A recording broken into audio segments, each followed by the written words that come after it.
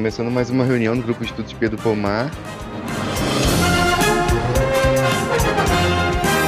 Se orienta nos três eixos: estudo marxismo, leninismo, maoísmo, estudo a realidade brasileira e balanço histórico do movimento comunista nacional e internacional.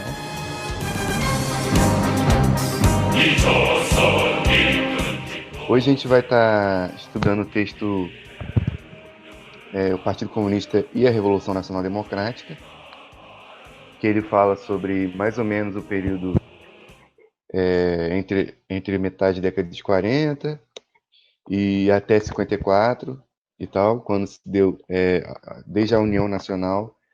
Só que fala só um pouco disso, porque tem outro texto que fala disso, falando mais precisamente sobre o período de autocrítica do partido frente aos desvios desse período da União Nacional e logo do período subsequente, tipo 45, 46.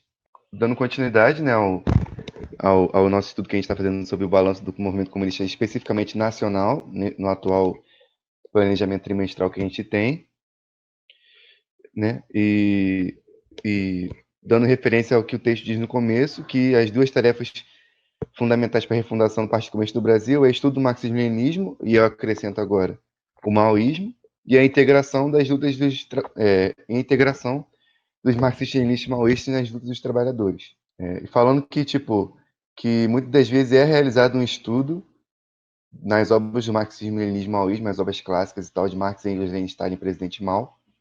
E esse estudo não é realizado com a necessária preocupação de encontrar nos textos clássicos os trechos que sejam esclarecedores para os problemas da constituição do Partido da Revolução no Brasil. E o estudo da história do Partido Comunista no Brasil não avança muito, né? Em muitos partidos ele é simplesmente negado, né? Como a gente vai ver até um pouco lá na frente desse texto. Em outros partidos ele é até estudado de uma maneira enviesada e tal, de maneira a reafirmar as práticas e políticas dos partidos revisionistas e oportunistas. Os revisionistas mais descarados, os revisionistas do Partido Comunista do Brasil, eles tentam equivaler a estratégia desenvolvimentista à estratégia da Revolução Nacional Democrática. Hoje eles já defendem o socialismo desde já, mas muitos militantes, oficialmente no partido eles defendem o socialismo desde já, mas muitos militantes eles ainda assim tentam ver uma concordância entre as teses desenvolvimentistas do Plano Nacional de Desenvolvimento e a Revolução Nacional Democrática. E do outro lado, também revisionistas e oportunistas aderem à Revolução Permanente de Trotsky, negando que o Brasil precisa de uma Revolução Nacional e Democrática. E é interessante essa parte do texto que fala sobre a negação que muitos trotskistas fazem, a suprema maioria, inclusive, das duas teses, as duas táticas da social-democracia, que é um livro do Lenin, do começo do século XX, que ele fala abertamente sobre a Revolução Democrática. E aí os trotskistas, dando ênfase ao Michel Louvi, que tem vários textos sobre isso e tal, que a galera lê aí, consideravelmente influente no meio marxista, assim, que ele nega abertamente as teses de Lenin sobre a Revolução Democrática, falando que as teses de Lenin do começo do século XX são esquemáticas, etapistas e tudo mais.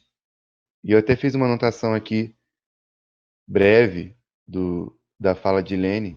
Lenin diz assim: Lenin se defende da acusação de querer saltar as etapas da Revolução na seguinte maneira: mas não estamos nós em perigo de cair no subjetivismo, de querer chegar à Revolução Socialista saltando sobre a Revolução Democrática Burguesa, que ainda não está concluída e nem esgotou o movimento camponês? Eu poderia incorrer neste erro se dissesse: não ao czar, sim a um governo operário. Mas eu não disse isso. Afirmei que não pode haver outro governo na Rússia que não seja dos sovietes, deputados operários, trabalhadores rurais, soldados e camponeses. E nesses sovietes são os camponeses, os soldados, isso é, a pequena burguesia que tem preponderância para usar um termo científico marxista, uma caracterização classista. Nas minhas teses, precavi-me seguramente a fim de não saltar sobre o movimento camponês, ou sobre o movimento pequeno burguês em geral, contra qualquer brincadeira de tomada do poder, contra qualquer tipo de aventureirismo. O controle sobre a banca, a fusão de todos os bancos num só, não é ainda socialismo, mas um passo rumo ao socialismo. E aí, enfim, essas teses trotskistas e tal de negação da Revolução Democrática, assim como os revisionistas mais descarados têm visões completamente erradas sobre a Revolução Nacional Democrática, essa também é uma variante de esquerda do revisionismo. Aí, enfim, no mundo, nesse período aí, no pós-Segunda Guerra e tudo mais, se formavam dois campos internacionais, né? Inclusive o texto ele faz referência à justa formulação do Zhdanov, que era o representante do Partido Comunista da União Soviética na Terceira Internacional, acerca da nova configuração, né, da correlação de forças a nível mundial e rebatendo os desvios que vários partidos tinham e alguns já apresentavam esses desvios na política geral, já o revisionismo aberto já tomava conta, assim como no Partido Comunista dos Estados Unidos, e isso influenciava vários partidos ao redor do mundo, né, que era a compreensão de que com o fim da guerra estava tendo, tipo assim, o mundo inteiro enveredava no caminho do socialismo, no final das contas. Não tinha essa oposição. Era isso que, basicamente, assim, curto e grossamente, defendia o Brauderismo nos Estados Unidos. E o Earl Browder, com o desenvolvimento dessas teses, chegou ao ponto de defender, um pouco mais na frente, assim, que os Estados Unidos, através do Plano Marshall, estava fazendo com que o mundo enveredasse pelo caminho do socialismo. E aí transformava o partido num bloco cultural das massas operárias e da pequena burguesia, e não mais um partido revolucionário vanguarda da Revolução Operária. Então, com as potências nazistas esmagadas, surgiu um imenso bloco democrático pela paz no leste europeu, na China, na Coreia, e também, concomitante a isso, o fortalecimento dos Estados Unidos enquanto a maior nação imperialista do mundo, que carregava todas as outras nações imperialistas, a Alemanha, o próprio Japão e tudo mais. O ressurgimento de muitas nações imperialistas, inclusive do eixo, se dá por conta dos Estados Unidos. A divisão entre o campo imperialista e o antidemocrático e o campo da paz e da nova democracia. E no Brasil, a luta antifascista que se enveredou aqui através de vários setores assim da sociedade contagiou o povo. O golpe militar de 45, tido pela burguesia como movimento democrático.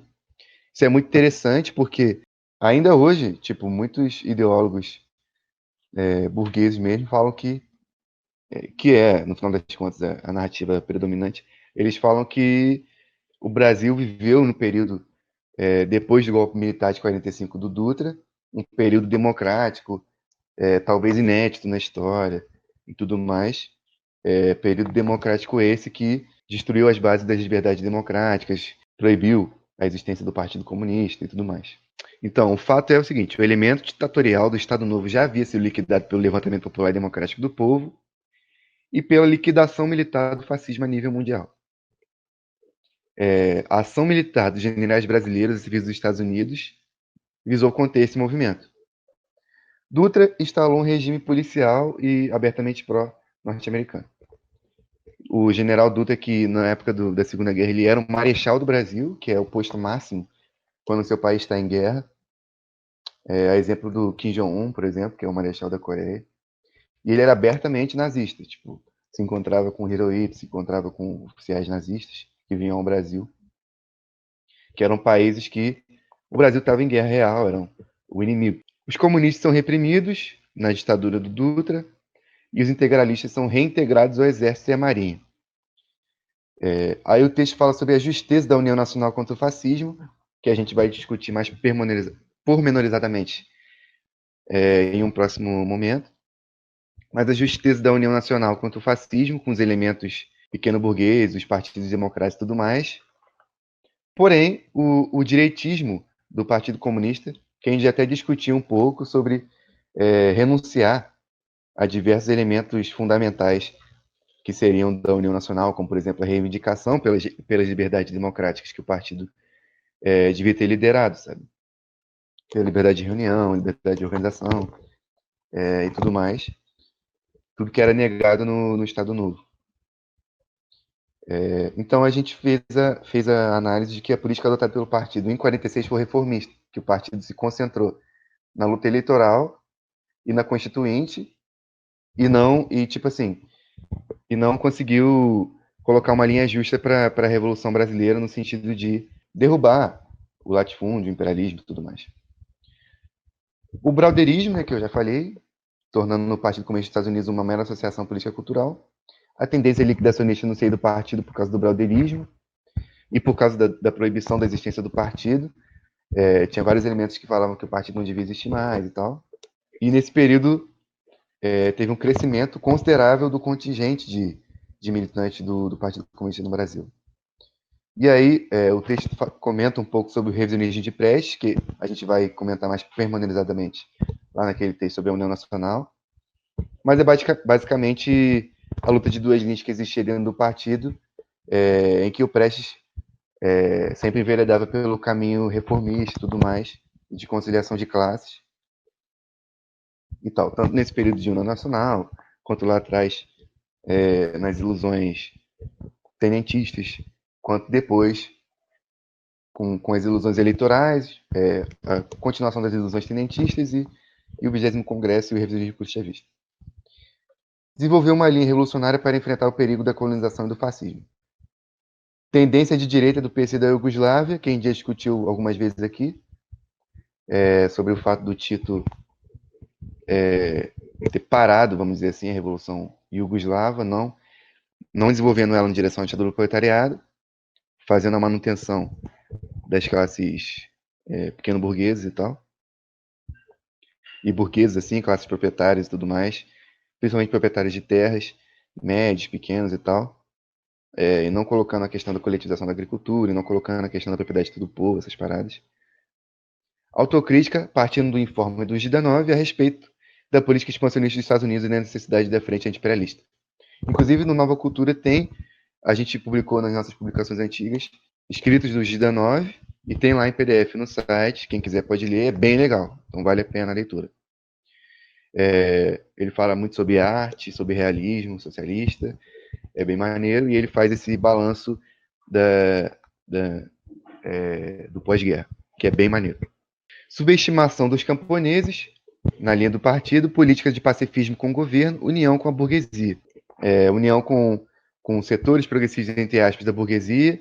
O partido não conseguia delimitar muito bem quem era a burguesia compradora e burocrática, quem era a burguesia nacional. E enveredava pelo caminho da simples união, como se a burguesia nacional fosse o principal aliado do proletariado e não os camponeses.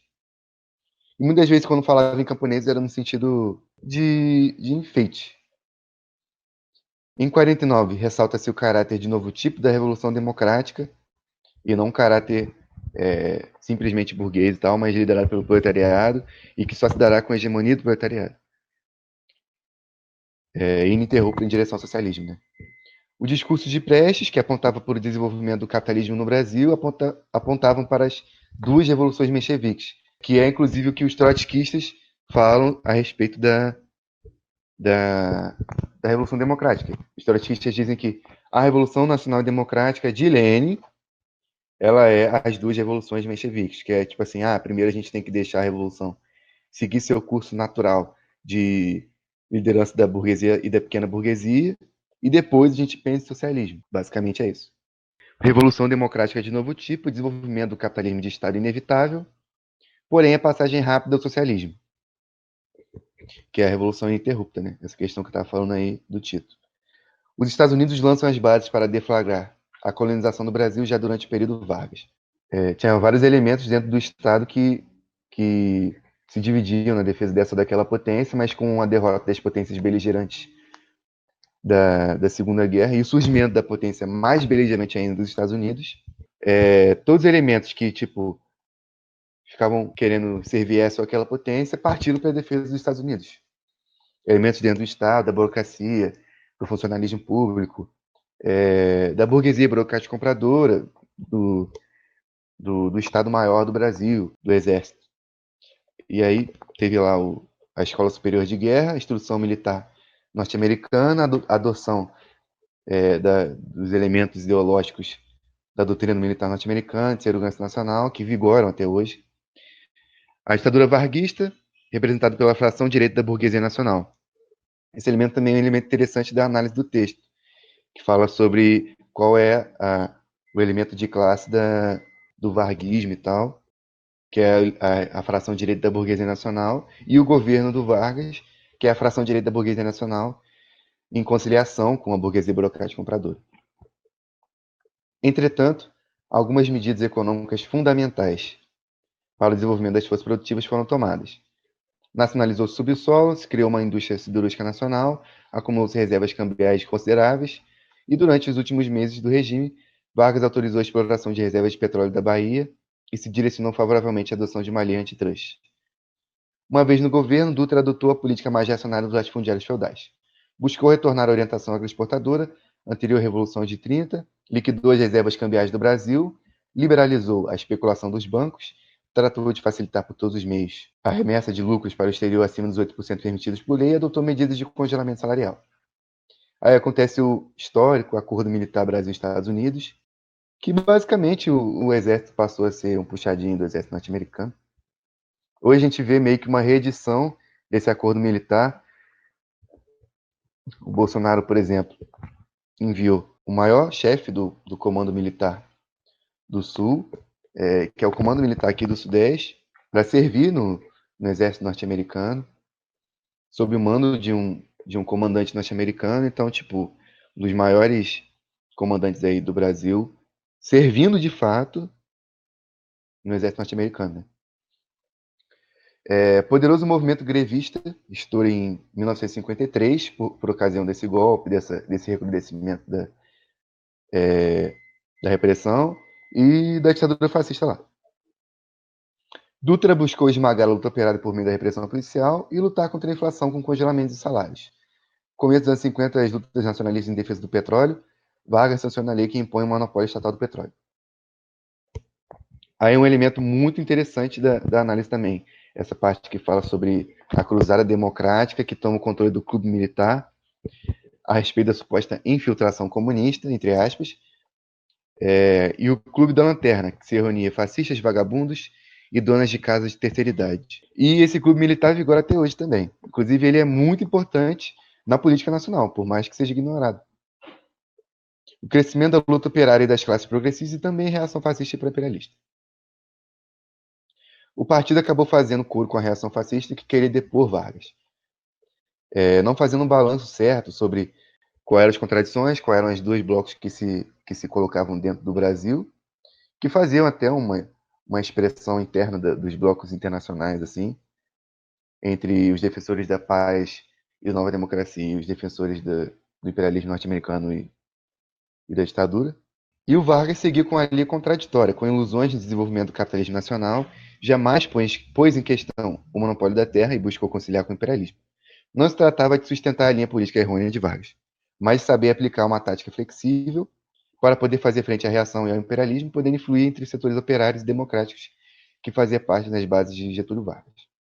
O golpe de 54, o suicídio de Vargas e o golpe de Estado agitam-se os sentimentos patrióticos das massas. Nesse período teve um grande levante patriótico em toda a nação mesmo. Carlos Lacerda precisa fugir do país, no que diz respeito ao movimento que estava sendo feito, né, da pequena burguesia e dos operários. O partido não lidera as lutas populares e muda sua orientação em condenação ao golpe de 54. E aí tem o assalto ao poder dos elementos mais atrasados da reação fascista, abertamente antipátria, representados pelo Café Filho. O partido envereda pelo caminho da Frente Ampla Eleitoral, que aí faz parte também da luta de duas linhas no seio do partido. Os desvios oportunistas de esquerda na orientação tática do PCB foram fruto da má compreensão do problema da burguesia nacional, da leitura unilateral da conjuntura política, observando somente os elementos de crescimento da luta e organização operária camponesa por um lado, e da demagogia do governo por outro, sem notar ao mesmo tempo o crescimento da ofensiva reacionária imperialista contra Vargas e os aspectos progressistas do governo deste. O quarto Congresso 54. Ele ressalta a beligerância do imperialismo norte-americano, o caráter servil do governo, a base política de traição nacional do atual governo da época, né, e latifundiários de grandes capitalistas, critica as ilusões reformistas e golpistas entre as forças democráticas, apontava para a luta revolucionária, ainda que não especificasse a linha militar, critica a pseudo-democracia brasileira, a inviabilidade da modificação através das eleições e a frente única das classes revolucionárias. Destaca o papel da Aliança Operária e Camponesa como força central da frente única. No programa aparece a ideia, já apresentada no projeto, de focar no ataque ao imperialismo norte-americano, limitando-se a expropriar numa primeira etapa os bancos e monopólios do capital americano.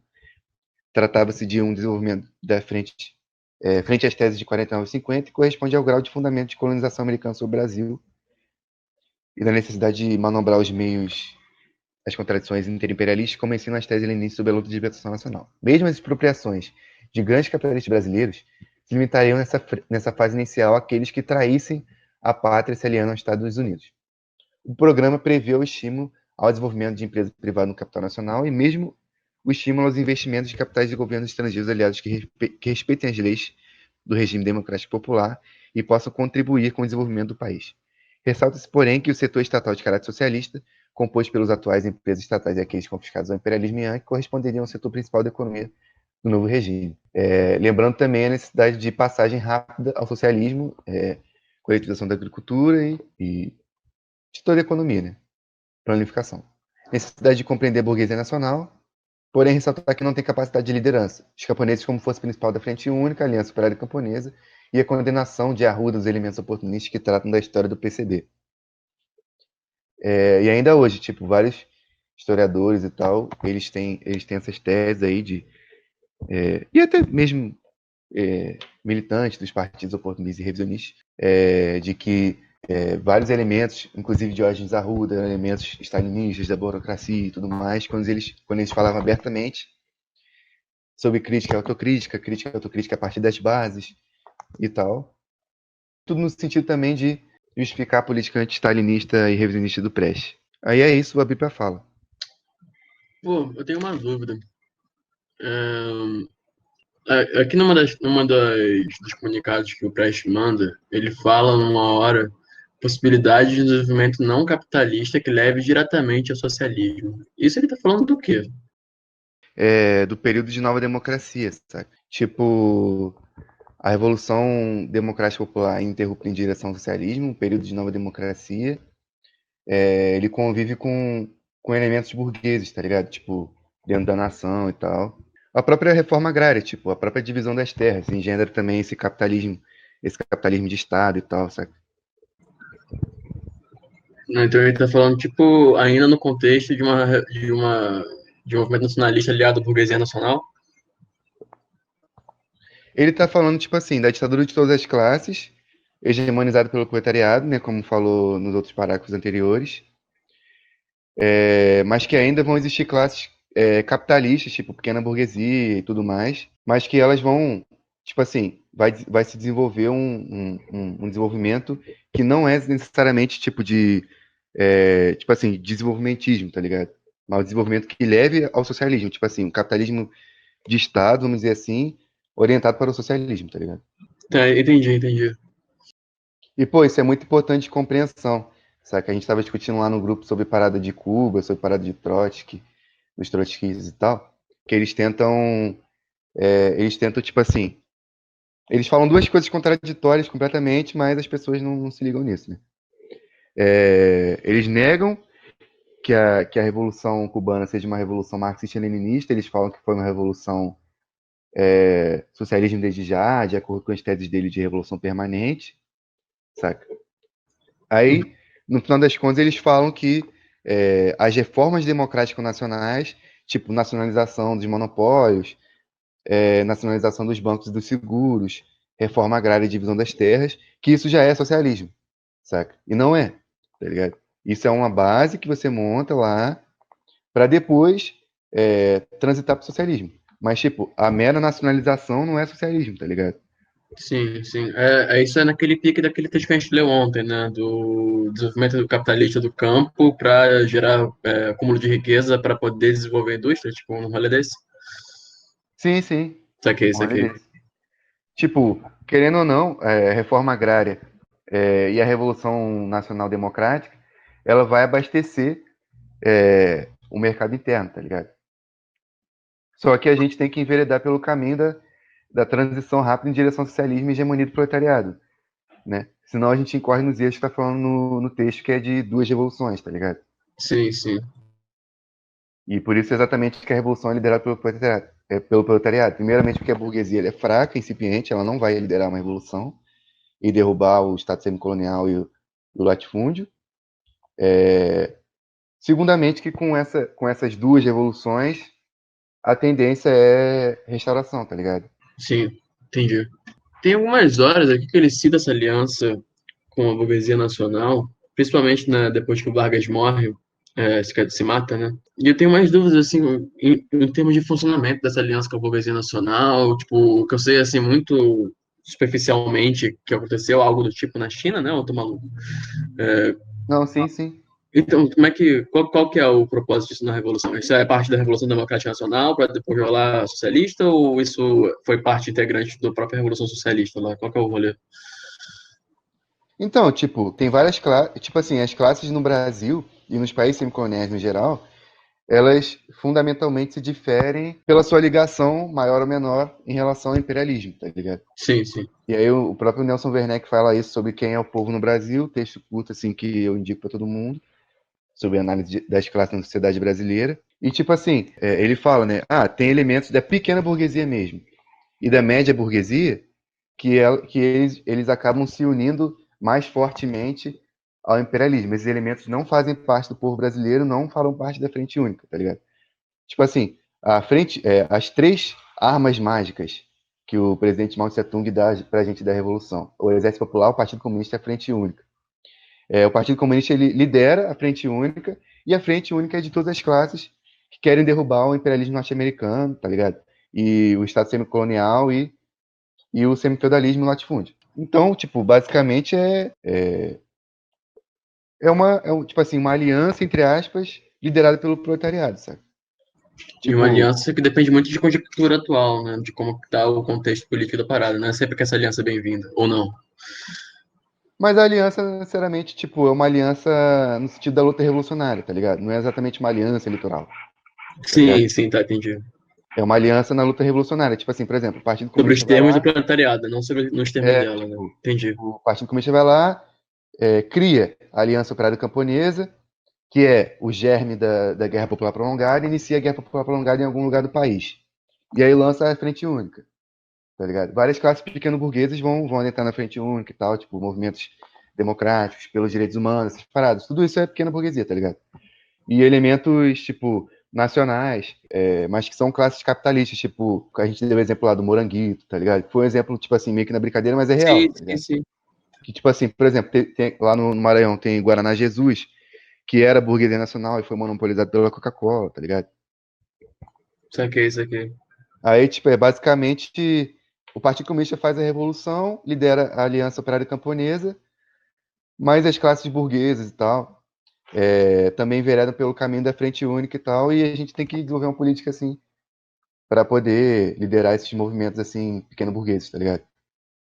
E, pô, movimentos pequeno-burgueses são vários movimentos que existem hoje aí. Suprema maioria dos movimentos populares e democráticos, tá ligado? Sim, sim. Incluindo partido, viu? Incluindo partidos e incluindo movimentos populares mesmo, que são liderados pela pequena burguesia, tá ligado? Entendi. Tipo o que de movimento popular? Tipo, tipo todos. Tipo, MST, MTST, todos esses movimentos são liderados pela pequena burguesia, sabe? Saquei. Inclusive, eles têm pautas pequeno-burguesas, é, é, muitos deles são ligados a pensamentos simplesmente ambientalistas, não tem nada a ver com Sim, desenvolvimento sim, sim. nacional, ou seja, elementos até um pouco atrasados até da pequena burguesia lideram esses movimentos, tá ligado? Entendi. E os partidos, tipo, os partidos que podem surgir, tal, movimentos, sei lá, de direitos humanos que são pequeno burgueses, saca? Durante o fim do Partido Comunista do Brasil, na década de 70, a burguesia nacional praticamente tomou as rédeas do movimento democrático no Brasil, tá ligado? Que foi o que deu surgimento ao PT. Sim, sim. Dá para se considerar o PCB hoje em dia pequeno burguês? Sim, todos os partidos são pequeno burgueses, Saquei, saquei. saca? Todos os partidos, na moral mesmo. E eles têm pautas pequeno burgueses e eles são compostos por pequeno burgueses também. E até o PT e o PSOL, tá ligado? Mesmo que, tipo, Sim, PT, PT por exemplo, pessoal, tô ligado, com certeza. eles tenham muitas pessoas que são das classes operárias e tudo mais, mas a base deles é a pequena burguesia. Sabe? Fica mais na comparação com o PTB lá da época do Vargas do que com o PCB, né? Sim, PCB sim. daquela época também, né? Não o PCB atual. Tipo assim, a aliança na frente única corresponde a se o partido.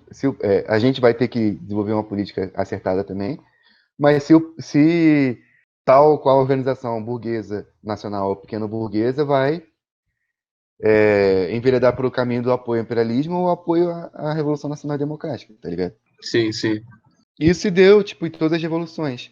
Na Revolução Coreana a gente discutiu já uma época, que a gente pode voltar no futuro e tal, que foi o fato do Partido Comunista da Coreia ele ter se fundido com outros dois partidos, o Partido Democrático e um outro partido lá, e fundado o Partido do Trabalho da Coreia, tá ligado? Então o Partido do Trabalho da Coreia é fruto de uma união com os dois partidos, não era nem exatamente a questão da frente única lá, tá ligado? Mas Tá existia a ligado, frente tá ligado. única e a Coreia é ainda hoje uma democracia popular, tá ligado? Com vários partidos e tal, liderada pelo Partido do Trabalho. Sim, sim, sim. Aí, o Hermeto mandou uma pergunta aí. Pô, o brauderismo foi um pensamento assim que surgiu lá nos Estados Unidos, é análogo ao eurocomunismo e posteriormente se tornou eurocomunista. E o Earl Browder, ele falava na moral que o plano Marshall levava o socialismo para o mundo, saca? Porra. E ele meio que, tipo assim, defendia que não era necessário que um partido comunista liderasse a revolução, e aí meio que o Partido Comunista se tornou meio que um grupo político-cultural para poder disseminar, tipo assim, fazer trabalho assistencial e disseminar amor, vamos dizer assim, tá ligado? Muitos quadros grandes, assim, tipo, militaram no Partido Comunista dos Estados Unidos, tá ligado? Tipo, pessoas influentes dentro do movimento negro, por exemplo, saca? Naquela época e hoje, tá ligado? Mas aí o brotherismo foi praticamente o primeiro revisionismo, assim, que era mais influente que se tem notícia, tá ligado? Porque o Brother praticamente ficou emocionado com a vitória na guerra e tal, e falou que o mundo ia virar socialista simplesmente. Eu não conheço muito a história do Partido Comunista dos Estados Unidos na década de 30 e tudo mais. Mas década de 40 e diante, revisionismo. Mas só que a luta de duas linhas, ela se representa entre, ora o partido tem desvio reformista, ora o partido tende à revolução e tal. Ou às vezes os dois, tá ligado? Mas década de 50, década de 60, década de 70, o Partido Comunista dos Estados Unidos é revisionista pra caralho. Na moral mesmo. Só que o brotherismo, ele foi influente no Brasil bastante, assim. O Pedro Pomar fala sobre isso. Ele até critica abertamente o brotherismo e tal. Nessa época mesmo, década de 40, ele já era avançado nesse sentido. Só que o eurocomunismo do Togliatti, eu acho que foi mais influente, assim, na linha política errônea do partido, sabe? Deixa eu perguntar, começa a chegar a escrita do mal aqui, traduzido ou não, em que época mais ou menos, e quando que isso começa a se espalhar pelo Partido Comunista? Então, o Partido Comunista tem lá a cisão de 62, por É do causa do, PCdoB, né? por causa do movimento, por causa da declaração de março de 58, que a luta de duas linhas é completamente derrotada, e o partido vai pelo caminho da Revolução Pacífica, do eleitoralismo burguês e tal, mesmo que tivesse um movimento de fascistização do Estado burguês no Brasil, saca? Nada muito diferente de hoje, tipo, tem um movimento de fascistização, reacionalização do caraca, e a galera tá querendo fazer eleições e tudo mais, e acreditar nas eleições, blá blá blá blá, blá, tá ligado? Sim, sim. Todos os partidos fazem, todos os partidos. Aí, e E aí, O PCdoB, na época da ditadura, manteve essa postura legalista até durante a ditadura mesmo, né? Outro maluco. não, o PCB, ele mudou de nome para Partido Comunista Brasileiro, porque os elementos mais reacionários da burguesia burocrática compradora e elementos pseudo-democráticos da UDN, União Democrática Nacional, Sim, sim. eles falavam que, tipo assim, o Partido Comunista se chamava Partido Comunista do Brasil porque ele respondia ao estrangeiro, ele obedecia às ditames da Rússia e blá blá blá, anticomunista. E aí o partido ele mudou de nome para tentar agradar essa galera que falava isso. Não tinha nenhuma lei que falava que o partido não podia se chamar Partido Comunista do Brasil. Mas aí eles quiseram mudar de nome para Partido Comunista Brasileiro, na intenção de tentar agradar a reação, tá ligado? E aí o Pedro Pomar, Angela Arroio e Maurício Grabois falavam que o Partido Comunista Brasileiro é revisionista até no nome, saca? Mas Saquei. aí, em 62, tipo assim, no começo da década de 60 tem uma discussão lá no seio do partido, porque muitos camaradas eles não aceitam a linha errônea do Partido de Revolução Pacífica e tudo mais, e estava tendo a montagem de um golpe fascista no Brasil, e aí esses elementos são expulsos do partido e eles reorganizam o partido em 1962, tá ligado? Aí, a partir desse momento, o Partido Comunista do Brasil passa a se aproximar do presidente Mao Tse Tung, sabe?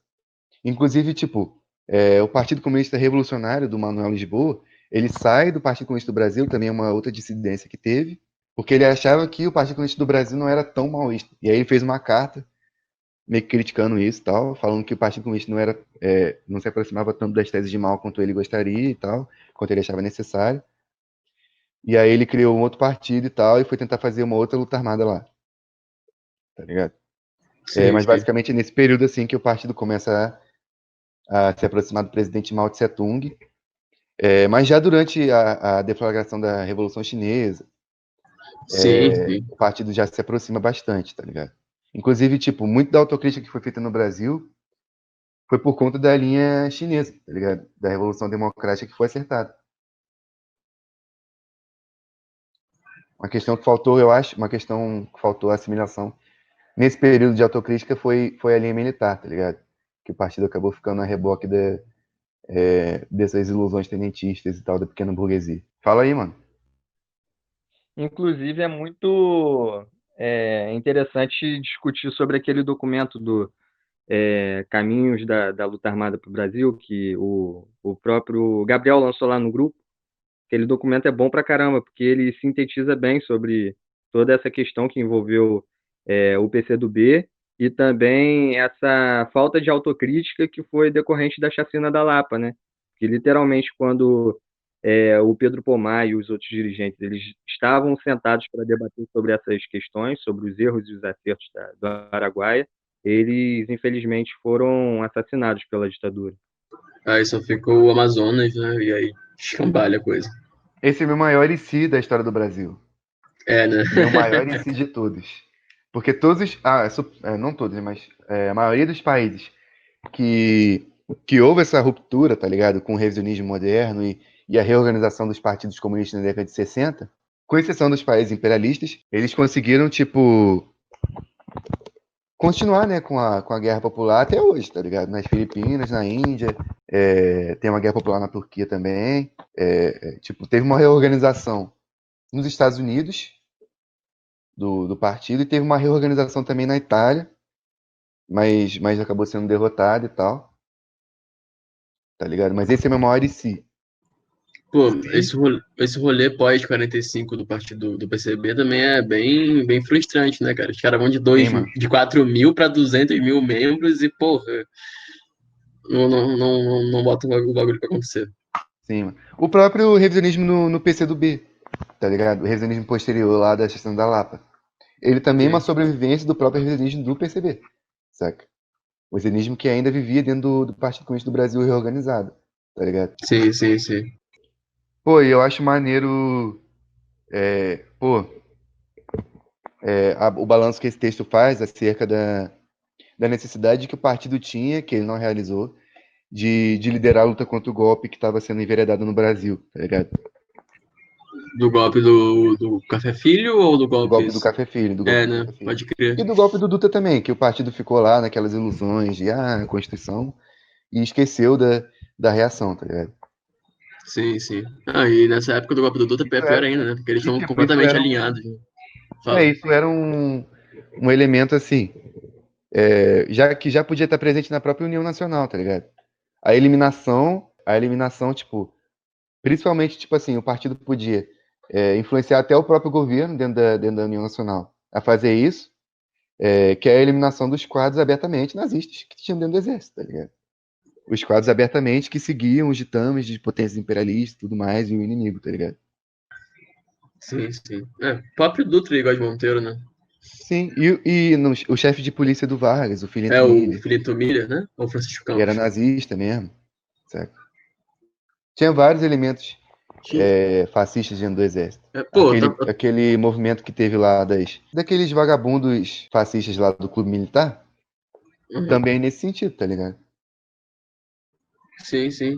E é uma parada que É, perdura até hoje. não, e tem todo um movimento também depois do put integralista lá, que a galera meio que ia botar na ilegalidade, depois, uns anos depois, começa todo o movimento de reentregar essa galera, né? Tipo, Dardo Gomes, não lembro o nome de todo mundo agora, mas rolou uma absorção do fascismo real. Foi interrompido aqui, foi mal. Mas é bizarro, pô. Eu tava lendo uma biografia, tempo atrás, nem acabei de ler, mas uma biografia do Vargas. Não do Vargas, mas da era Vargas em si, não é biografia, só uma análise da Vargas como jornalista. E, mano, bizarro como a grande imprensa e o próprio Vargas, assim, era favorável pra caralho pro fascismo na década de 30. Tipo, não dava impressão nenhuma que o cara ia descambar pro lado americano, tá ligado? Tipo, matéria da Folha falando, chegam gloriosos italianos com sua esquadrilha para dar as boas-vindas ao novo presidente Vargas, blá, blá, blá, blá, um tom completamente elogioso, assim, aí Vargas chama a galera pro Palácio Catete, elogia os caras no caderninho dele, pessoal, um bagulho muito zoado. Sim, pô, e tipo, dentro dessa época tava tendo esse conflito interimperialista, tá ligado? Entre as nações imperialistas, era, era, era tipo assim, inevitável que a própria burguesia nacional, a sua fração direita coligada com a burguesia burocrática compradora, ficasse balançada em relação a aquela potência, tá ligado? Total, total. Pô, a parada é tipo assim, a revolução ela é ininterrupta, tá ligado? Ela não para nas questões democráticas, sabe? Só que algumas questões socialistas, elas são graduais. Mesmo assim, é ininterrupto, tá ligado? A gente já começa a transição ao socialismo durante a Revolução Democrática. Tipo, por exemplo, um exemplo que eu dou, um exemplo básico assim, e cabe muito bem na realidade brasileira, que é a questão da terra, tá ligado? Tipo, primeiramente a gente faz a divisão das terras burguesa mesmo, divisão da propriedade privada para cada família e tudo mais, tá ligado?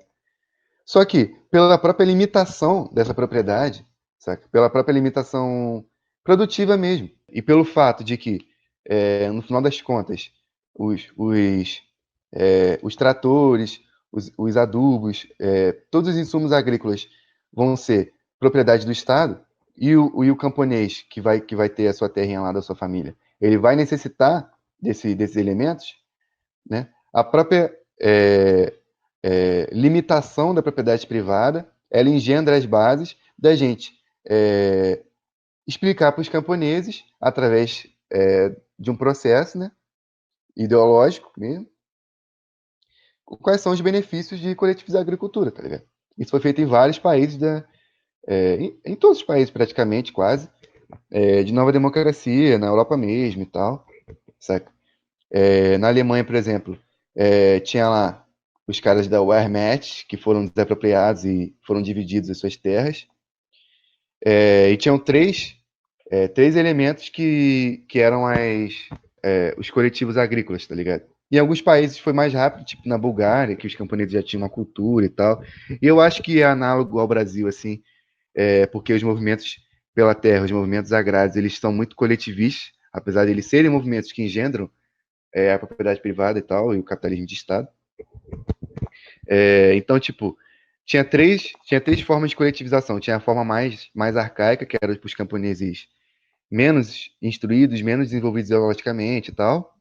Tinha uma forma intermediária e tinha a terceira forma, que era de fato nacionalização da terra e tal. E aí, tipo assim, essa transição para o socialismo, essa transição para a propriedade de todo o povo, ela é ininterrupta, sabe? E a própria Revolução Nacional e Democrática, ela já é um boom do caraca nas forças produtivas, tipo assim, no sentido imediato mesmo, sabe? Não precisa ficar demorando milhões de anos. Não é nem que nem não é nem que nem tipo a China tá fazendo, tipo, vamos desenvolver o capitalismo até 2900. Não, tipo, é revolução ininterrupta em direção ao socialismo, tá ligado? Aí, tipo, propriedade de todo o povo, não só nacionalização e apropriação por parte do Estado democrático dos elementos burgueses, mas, tipo assim, planificação de toda a economia, tá ligado? Que ela só se dá com quando toda a economia ela é propriedade de todo o povo, tá ligado? E a abolição do mercado de trabalho, todas essas medidas socialistas mesmo. Pô, deixa eu perguntar um bagulho.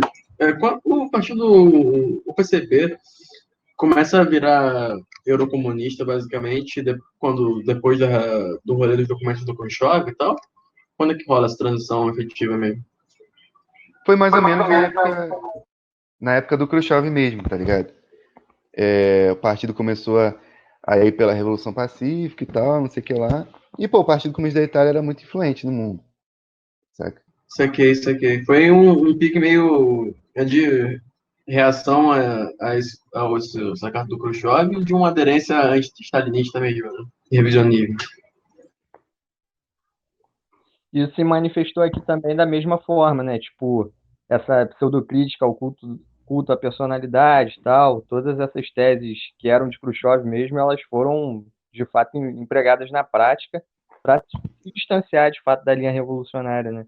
E, paralelo a isso, também o desenvolvimento do eurocomunismo e de todas essas teses de Sim, democracia. e como o próprio Enver já coloca, a substituição e a subordinação, na verdade, da luta pelo socialismo, a democracia burguesa liberal e os valores democráticos ditos universais, tá ligado?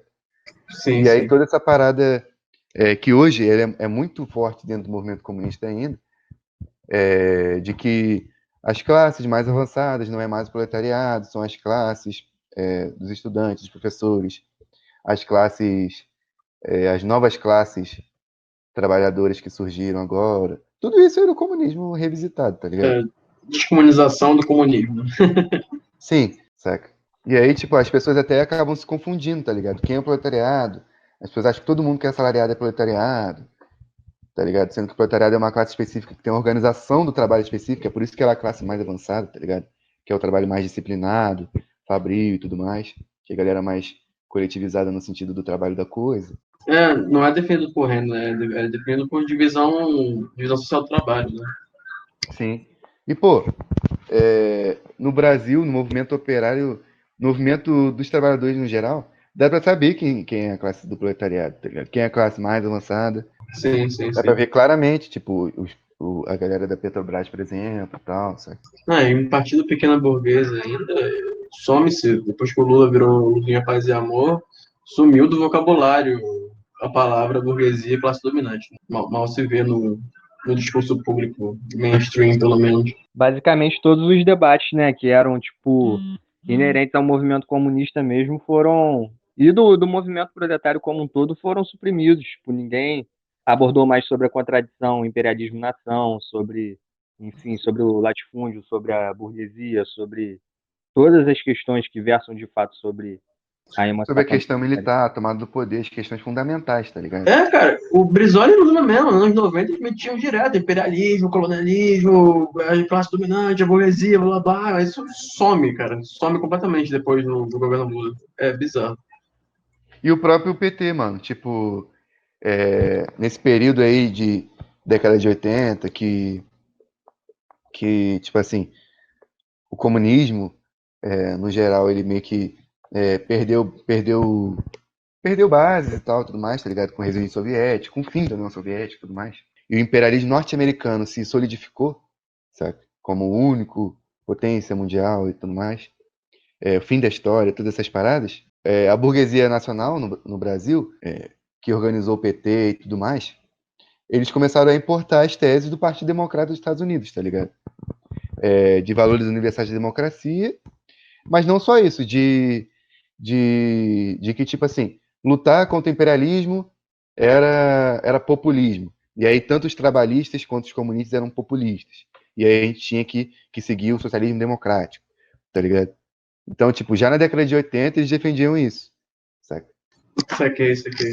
Foi meio que uma síntese de tudo que descambava para o reformismo de Sim, fato, né? mano. Tanto o trotskismo, quanto o khrushchevismo, quanto o Tipo, próprio liberalismo de esquerda. as pessoas, elas subestimam muito o fim do Partido Comunista. Elas acham que foi só meio que, tipo assim, uma galera que era sonhadora, mas que não conseguiu realizar seus sonhos, e aí é isso. Aí surgiram novas formas de realizar uma qualidade de vida melhor do povo brasileiro, tá ligado?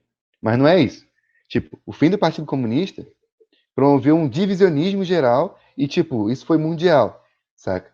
um divisionismo geral no movimento comunista mesmo, a ponto do Brasil e de outros países da América Latina ficarem sujeitos ao eurocomunismo, ao trotskismo, ao reformismo burguês mesmo, nacionalismo burguês, tá ligado? E aí o PT foi de fato, tipo assim, a coalizão de todos esses elementos dos movimentos pequeno-burgueses, principalmente, que enveredaram por esses vários caminhos, assim, que apareceram com o fim do Partido Comunista do Brasil, tá ligado? Sim, sim. Foi meio que uma síntese dessa no meio de um vácuo, né, que a dissolução Cara, do mesmo o PT falando que lutar contra o imperialismo era populismo, que os trabalhistas são populistas, que os comunistas são populistas, que a gente é socialista democrática e esses caras que defendem Stalin ou Vargas ou tudo mais, eles são ditatoriais, totalitários e tal.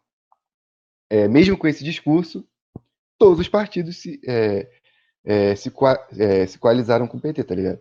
PCB, PPS, PSB, PDT, as organizações trotskistas, todos os partidos, sabe? Ainda bem que esses partidos, eles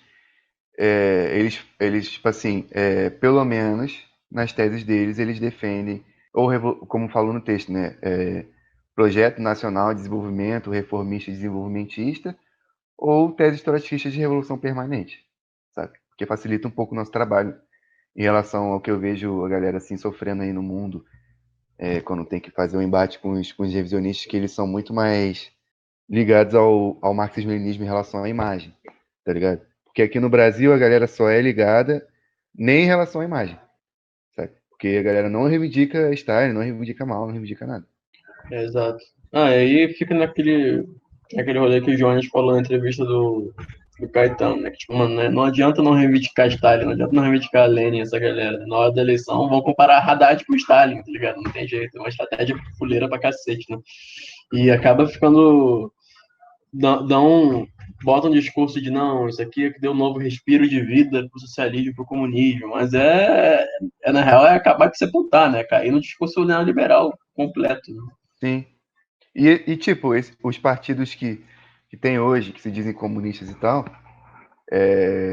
eles renegam completamente as teses de Stalin, tá ligado? Sobre a Revolução Democrática, sobre os partidos coloniais e semicoloniais, sobre a questão nacional em geral, sobre a questão Sim. agrária, tá ligado? Porque, tipo, os melhores escritos de Stalin, na minha opinião, questão agrária, questão nacional, sobre o fundamento do leninismo e questão militar, tá ligado? Que na questão militar ele lança os aportes filosóficos fundamentais, assim. E a galera nega tudo, só reivindica meio que na imagem, assim, ou coisas que não interferem muito na linha política, por exemplo, sobre materialismo histórico dialético. Mesmo assim, às vezes não reivindico, porque é cheio de lukácsiano e tal, e aí eles falam que o Stalin desvirtuou a dialética, Stalin era esquemático, no mesmo sentido das teses trotskistas contra a Revolução Democrática. Tanto que tipo, isso tá postulado em praticamente todos os estatutos até hoje, sabe? Então, tipo, o que era um debate fulcral para a década de 50 e 60, e que descambou de fato para uma linha que era direitista e depois para dissolução do partido, é algo que permanece nos estatutos, mesmo que digam que foi feita uma autocrítica, quando na realidade não foi feita autocrítica. Na verdade, tudo que Tipo, era naquela época, hoje, sabe? o partido ele simplesmente nega os acertos e considera os erros como acertos, tá ligado? O comitê, tipo assim, as teses dos partidos, tipo Partido Comunista Brasileiro e Partido Comunista do Brasil, negam Stalin abertamente, tal, não falam nada de Stalin. O Partido Comunista Brasileiro fala de revolução permanente nas teses e tal, saca? E é engraçado, né? Tipo, isso deixa a gente ver claramente, né? Que essa tendência histórica do PCB de não fazer autocrítica, né? E como eles se fodem até hoje por causa disso. Sim. Na verdade, o PCB da década tipo assim, o PCB pós-década de 60 se tornou PPS, tá ligado? E aí, o PCB de hoje é uma dissidência do PPS para participar das eleições, só com esse objetivo, de lançar candidatos próprios, saca? Saquei, sobre isso. Porque, pô, César Maia, Roberto Freire, esses caras, eles eram do PCB revisionista, eles foram revisionistas históricos, tá ligado? E aí eles enveredaram pelo caminho da reação aberta, e o Partido Comunista Brasileiro enveredou pelo caminho do trotskismo e tal, saca? Tem no Comitê Central lá dos caras gente que é abertamente trotskista ou é Tem, uma pô. coisa mais velada? Se você Tem? pesquisar Antônio Carlos Mazeu na internet, tem várias teses dele falando sobre Tô como a ligado. desestalinização do partido foi boa, várias paradas assim. Puta merda. Pô, tem os José Paulo Neto falando sobre Gorbachev também, né? E, É, cara, eles consideram essa linha democrática, nacional democrática que o partido seguiu, eles consideram stalinismo, tá ligado? Eles falam na moral isso. E muitos militantes, tanto do PCB quanto da UJC, eles falam que, nem Trotsky nem Stalin, mas eles acham que existe uma narrativa stalinista, tanto sobre o marxismo quanto sobre a história, e meio que existe uma vertente stalinista, tá ligado? Eles falam isso na moral. Falam que, por exemplo, o livro do Ludo Marx é stalinismo, a Revolução Democrática é stalinismo, o livro do, Revolução, História do Partido Comunista da União Soviética é stalinismo. Essas paradas. Era o debate que a gente estava tendo, até mesmo sobre a questão nacional, né? Porque quando eles estavam atacando, falando que os maoístas brasileiros querem fazer uma transplantação mecânica da realidade chinesa para cá. Quando, na realidade, tudo que a gente estava analisando, que a gente analisa, é literalmente o que é postulado pelo marxismo-leninismo e pela Terceira Internacional. E, tipo, que literalmente, à época, os teóricos trotskistas, que enfim, estavam, de fato, compondo a linha direitista do PCB, eles literalmente boicotavam, chamavam de etapismo stalinista, negavam a Revolução Democrática e negavam tudo que era, de fato, do marxismo-leninismo. A questão é que hoje, e muito recentemente, mediante algumas figuras que são famosas, parcialmente foi, bem entre aspas, reabilitada a imagem de Stalin, entendeu? Só que na realidade mesmo, na prática e na teoria, eles não se utilizam em nada do marxismo-leninismo. Sim, utilizam os erros do partido para poder negar o marxismo-leninismo como um todo, tá ligado? sim, sim. É literalmente isso que o Pedro falou, é uma questão de tipo, compreendemos as contribuições e o papel histórico de todos, entendeu? Mas na linha política o que segue de fato é o trotskismo. E é E o o que tá, PCdoB também fez, o mesmo movimento. Tipo, o PCdoB, depois lá de ter revisionado na década de 80, começou a falar de revolução democrática como se a revolução democrática fosse nacional-desenvolvimentismo, tá ligado? Se a gente tivesse que desenvolver o capitalismo autônomo do Brasil e tal, tudo mais. Sim, sim. E em suma negando a questão de derrubar o Estado semicolonial e tal, tá ligado? Derrubar o latifúndio através das armas. E aí, a partir disso, de ter defendido que a Revolução Nacional Democrática é nacional-desenvolvimentismo, o partido começou a negar completamente a Revolução Nacional Democrática na década de 90. Começou a falar que a Revolução Nacional Democrática foi o erro do partido e tudo mais, que agora é socialismo desde já. E o socialismo desde já é nacional-desenvolvimentismo, tá ligado? Negam abertamente, né, o rolê maoísta deles nos anos 70. Sim. Mano, sabe o que é pior? Que transição, se não for direta, é web maoísmo e é trabalhismo. Então, me desculpa, mas a União Soviética de Lenin nunca foi socialista, então não passava de trabalhismo, porque Lenin, ele fez e pensou um período econômico especial para desenvolvimento da União Soviética e para abandono da semifeudalidade, que foi a NEP. É isso que eu ia falar, né? E contra, tá ligado? Aí você ir contra o próprio leninismo, inclusive, não só o maoísmo.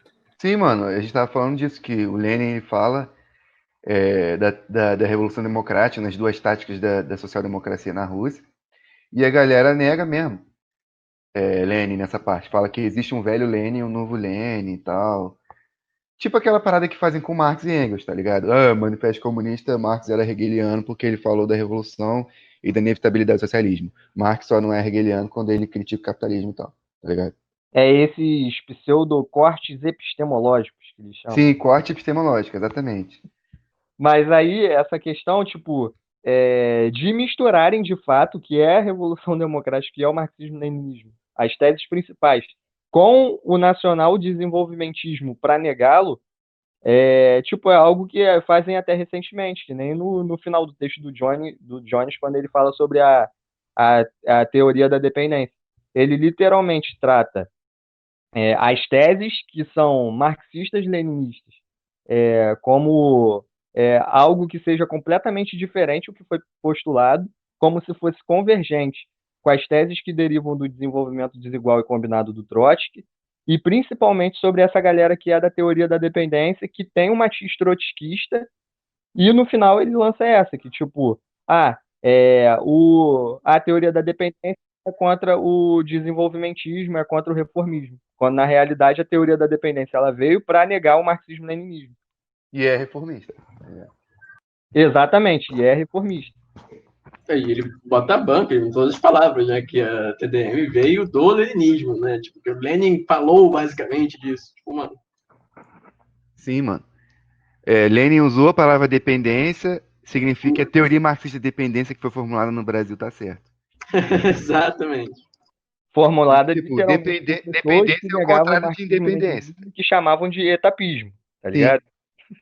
Dependência é o contrário de independência. E a teoria marxista de dependência veio, na moral, para negar a necessidade da Revolução Nacional Democrática, porque na época o partido via a Revolução Nacional Democrática como nacional-desenvolvimentismo. O próprio Partido Comunista Brasileiro defendia isso, tá ligado? Mas a gente sabe que Revolução Nacional Democrática não é nacional-desenvolvimentismo.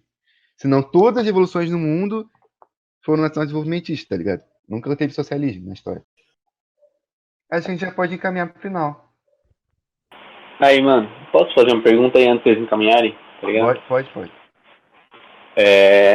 Porque, tipo, eu inclusive não acabei de ler o texto, não consegui, porque eu comecei pouco antes do encontro. E aí, se isso tivesse sido esclarecido depois lá no texto, aí eu me desculpo aí por ter colocado essa parada. Mas é porque vocês estavam comentando de Araguaia antes.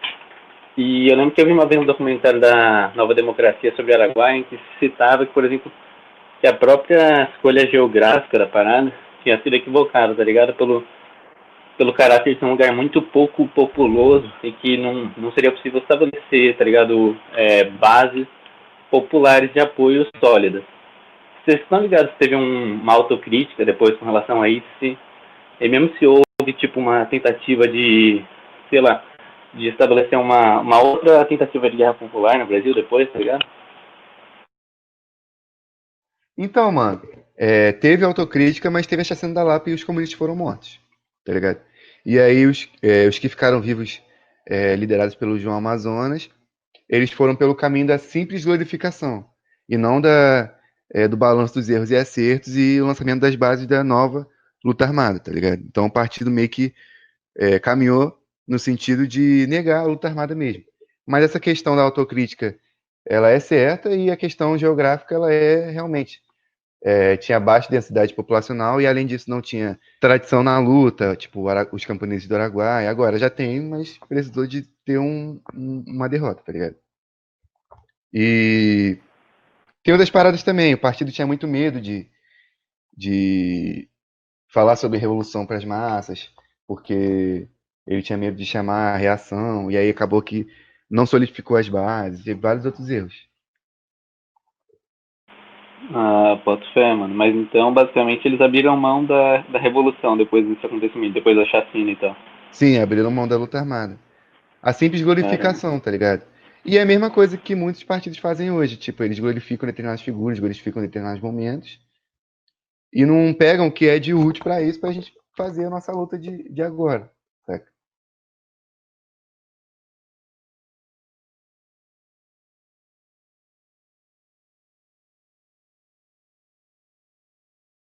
Pô, deixa eu tirar mais uma dúvida.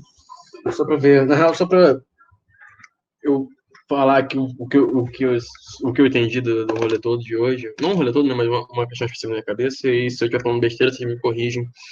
Mas são duas questões, né? Tipo, a galera que fala que a Revolução Nacional Democrática é nacional-desenvolvimentismo, que tá errado, porque esse nacional-desenvolvimentismo vem depois da Revolução, sob o controle do proletariado, né? Tipo, é isso, eu acho.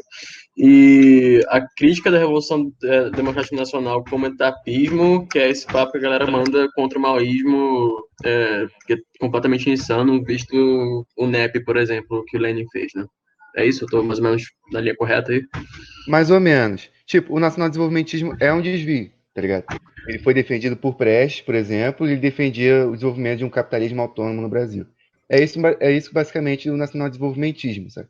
A Revolução Democrática, ela é liderada pelo proletariado, nesse sentido, tipo, ela promove o avanço ininterrupto em direção ao socialismo, planificação da economia e coletivização da agricultura.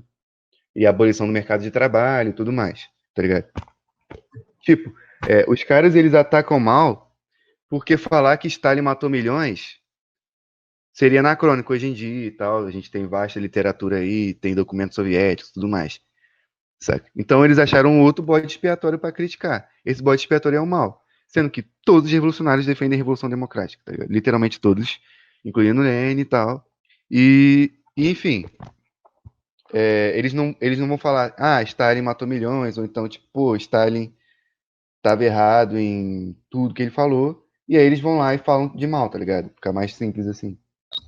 Pô, e falando nisso, no rolê do mal, qual que é a lógica? Que tem de verdade e o que tem de mentira na crítica ao mal, que geralmente é voltado pra fome, né? Que rolou nos anos 50 e 60. O que tem de real, o que tem de falso nessa história? Cara, na realidade mesmo, nesse ponto, que é a negação do marxismo-leninismo-maoísmo, não é nem sobre essas questões mesmo, sobre o grande salto, não. Ah, não? Ah. É literalmente eles negarem o marxismo-leninismo-maoísmo porque o maoísmo ele deu prosseguimento para o marxismo-leninismo. Então, à época, eles já negavam o marxismo-leninismo, sabe? Hoje, eles se denominam como marxistas-leninistas, mas seguindo o trotskismo. Como eles sabem que o maoísmo ele leva adiante o marxismo-leninismo, eles acabam negando.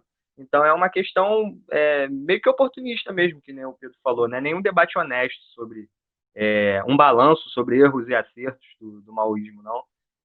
Enfim, tipo, eles não compreendem o maoísmo nem como salto qualitativo do marxismo-leninismo, e à época eles também negavam o marxismo-leninismo. Então, tipo, é meio que uma confusão mesmo que fazem. Isso aqui. A frase principal do que todo comunista deve levar, que é prática é o critério da verdade. Então, não adianta eles falarem que fizeram se na prática não mostrar que eles fizeram, tá ligado? Não adianta nada falar. Cara, e essa é uma das principais negações do próprio maoísmo mesmo, que tipo, o maoísmo ele literalmente surgiu num contexto histórico do revisionismo soviético e ele lançou as bases para tipo fazer a luta de duas linhas no seio do partido e desenvolver a linha ideológica revolucionária, sabe? E eles sabem que tipo todos esses princípios que são para desenvolver a linha revolucionária eles vai completamente contra o que eles defendem. Então, tipo, é meio que instintivo eles negarem o marxismo-leninismo hoje. Então, eu acho que o texto faz um balanço maneiro sobre as posições do partido acerca da Revolução Nacional Democrática, né? A trajetória zigue-zagueante do partido em relação a isso, na década de 40, na década de 50 e tal. As bases da política correta, assim, que o partido lançou da Frente Única, e faz um balanço massa também sobre o período Vargas e tal, mas que a gente vai discutir em outro texto também. É isso aí, valeu, boa noite.